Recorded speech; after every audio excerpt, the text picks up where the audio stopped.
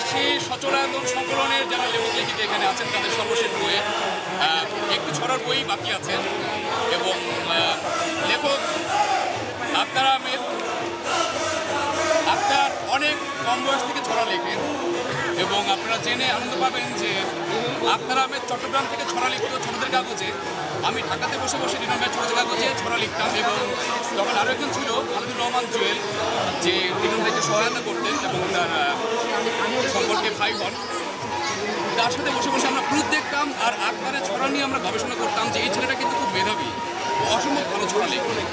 কিন্তু আক্তারের সঙ্গে আমার কোনোদিন যোগাযোগ হয়নি, তার সঙ্গে বহু বছর ধরে সচেতনে একই সময় আমরা লেখা শুরু করে আমরা আবার একটু হলাম এবং কী করে যেন মিলে গেলাম এবং তখন আক্তারকে আমি বলেছিলাম যে আসলে আমরা একসাথে দুটো বই বের করি, তখন আমরা আপনি করতাম। তো তখন কিন্তু আপনি বইটি হয়নি, যখন আমরা তুই শুরু করলাম তখন আপনি বইটা হয়ে গেল। আজকে আমার আর আক্তারের একসঙ্গে বই বের হচ্ছে ছড়ার বই। আমরা আসলে যে কারণে করলাম আপনারা সবাই নিশ্চয়ই জানেন যে বাংলাদেশ এখন যে পর্যায়ে এসে দাঁড়িয়েছে, এখন যে সরকার এসেছে গণতান্ত্রিক সরকার, আমরা আশা করছি যে যুদ্ধাপরাধীদের বিচার হবেই, এর কোনো ছাড় নেই। বাংলার মাটিতে রাজাকারদের কোনো ছাড় নেই। আমরা এই দাবি নিয়ে মাঠে নামবো, ঘাটে নামবো, বইয়ে নামবো, পত্রে নামবো, ব্লগে নামবো, যেখানে খুশি সেখানে নামবো। ভাতে পানিতে যেরকম মারার একটা পদ্ধতি ছিল যে ভাতে মারবো পানিতে মারবো, আমরা সব কিছুতে রাজাকার মারবো, সেরকম একটা সংকল্প নিয়ে, স্বপ্ন নিয়ে, প্রতিজ্ঞা নিয়ে আমরা দুজনে মিলে একসঙ্গে সংকল্প করলাম। আমরা যেহেতু ছড়া লিখি, আমরা যেহেতু কিছুটা হলেও পাঠকপ্রিয়তা পেয়েছি, আমরা আমাদের পাঠকপ্রিয়তাকে কাজে লাগাবো রাজাকারদেরকে পেদানোর কাজে। আমাদের ছড়ার বই হবে রাজাকার পেদানো ছড়া নিয়ে দুজনের একসঙ্গে। মুক্তিযুদ্ধ কিন্তু একা করেনি, আমরা মুক্তিযুদ্ধ একা করছি না, আমরা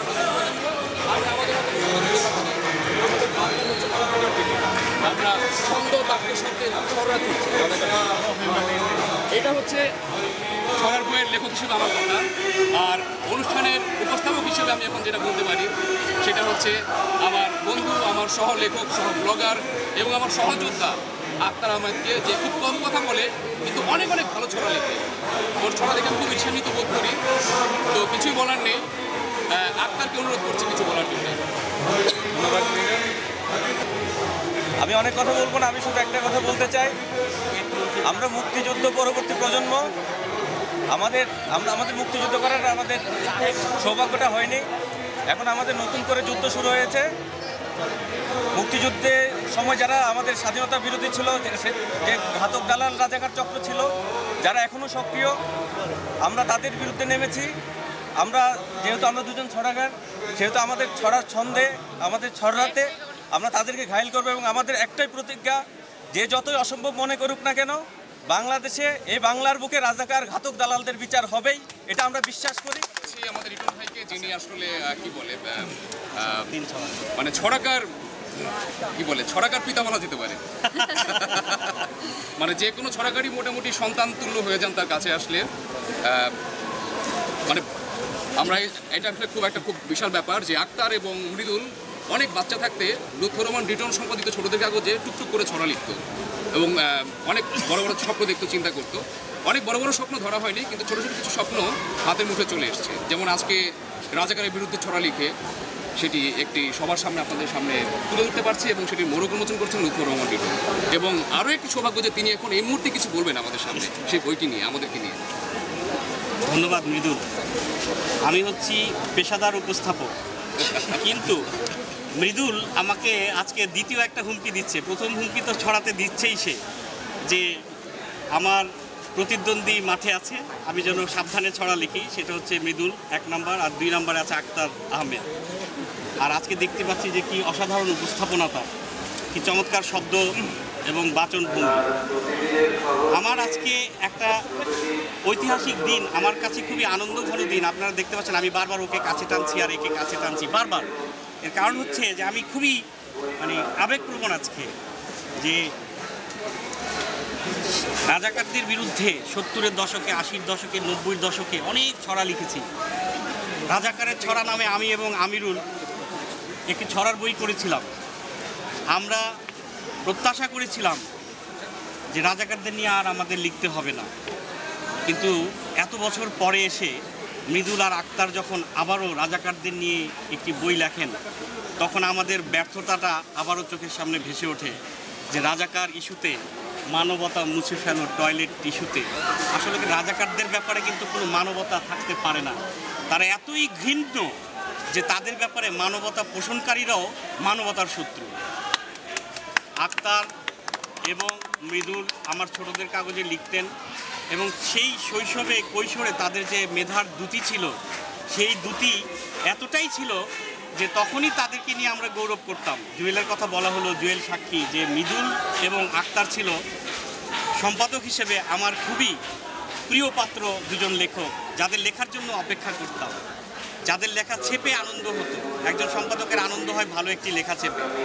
তো মৃদুল এবং আক্তার এই দুজনের ছড়ার হাত এত অসাধারণ যে আমি কিন্তু বাংলা সাহিত্যের সমস্ত ছড়া আমার পড়া, সেই প্রাচীনকাল থেকে আধুনিক। কারণ কী করে বললাম আমি যে আধুনিক কালের সর্বশেষ ছড়াটি আমার পড়া, কারণ আমি আক্তার এবং মৃদুলকে পাঠ করি।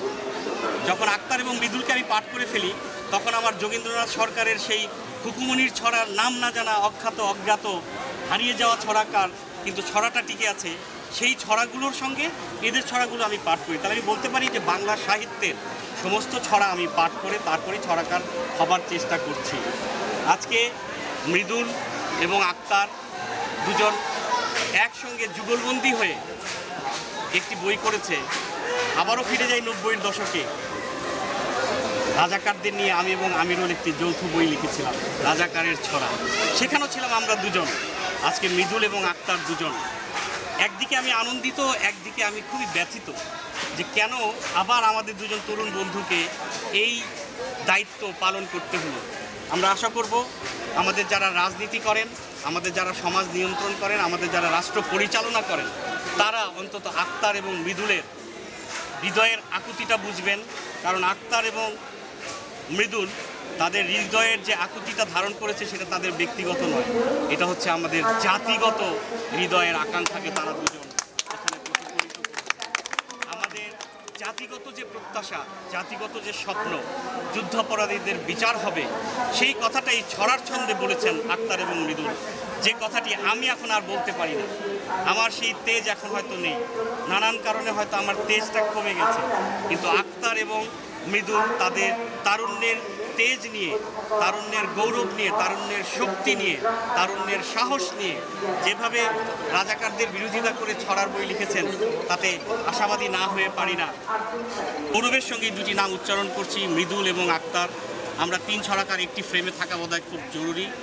এই সময়ে এই দুই ছড়াকারের পাশে থাকতে পারাটা একটা গৌরবের, একটা গর্বের, একটা অহংকারের বিষয় যে আমাদের বাংলা ছড়া এখন এগিয়ে যাচ্ছে এই দুই তুর্কির হাতে, মাঝখানে আমি দর্শক হয়ে আছি। প্রিয় দর্শক,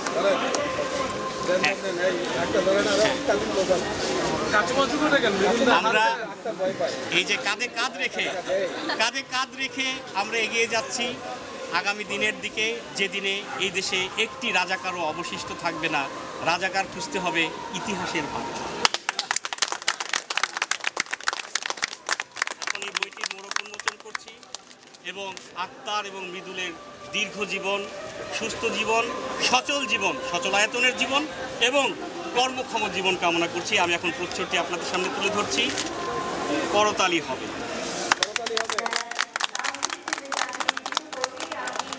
অভিনন্দন আক্তার, অভিনন্দন মৃদুল, তোমাদের দুজনের কাছে এই জাতির অনেক প্রত্যাশা।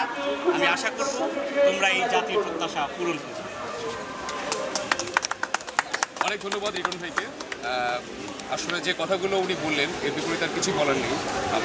আমি এবং আক্তার দুজনেই অনেক চুপচাপ হয়ে উঠেছি কথাগুলো শুনে, বুঝতেই পারছেন যে ভাবালু হয়ে উঠেছি। আক্তারের ছড়া দিয়ে শেষ করে দিচ্ছি। মেরে দাও জামাতে, রাজাকার ইস্যুতে মানবতা মুছে ফেলো টয়লেট টিস্যুতে, এরপর যদি চাও কিছু নেকি কামাতে, ধরো আর ঠাপাঠাপ মেরে দাও জামাতে।